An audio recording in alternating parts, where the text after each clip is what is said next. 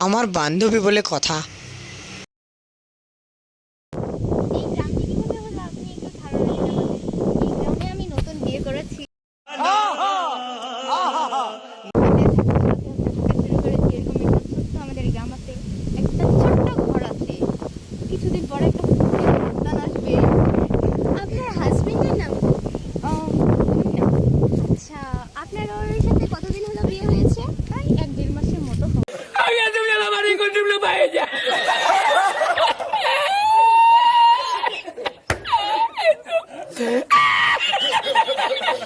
তো গ্রামটা এবং তোমাদের এই ছোট্ট বাড়িটা একটু ঘুরে দেখাও। আচ্ছা, আসো।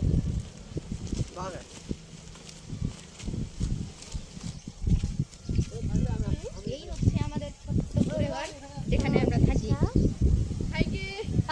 এত গাছ কি আপনার মানে তোমরা লাগিয়েছো না আগে থেকেই ছিল? না, এটা পরিবেশের সাথে মানে আমরা কিছু লাগাইছি, কিছু আগে থেকেই আছে।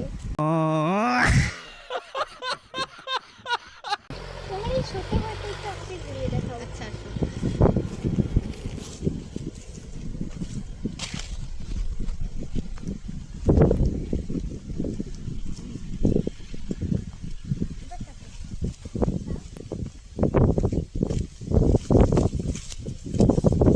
এই হচ্ছে আমাদের ঘর।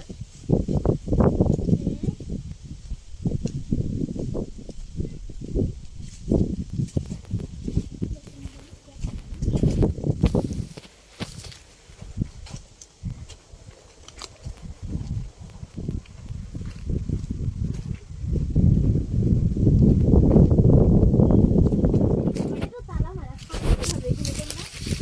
আরে এতক্ষণ ধরে লক্ষ্য করিনি, কেবল তো ঘরটা মানে শুরু করলাম। ও আচ্ছা আচ্ছা।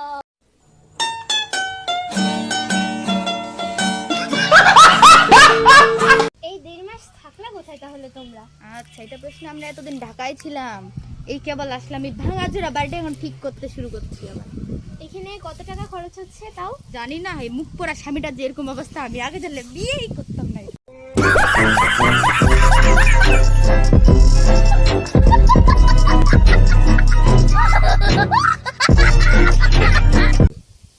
সো দর্শক, আমরা এই থেকে জানতে পারি যে দুইজন অবৈধ সম্পর্ক নিয়ে কিভাবে এরা জীবনযাপন করেছে আর এই সুন্দর গ্রামে কিভাবে একটি ছোট্ট ঘর বানিয়েছে।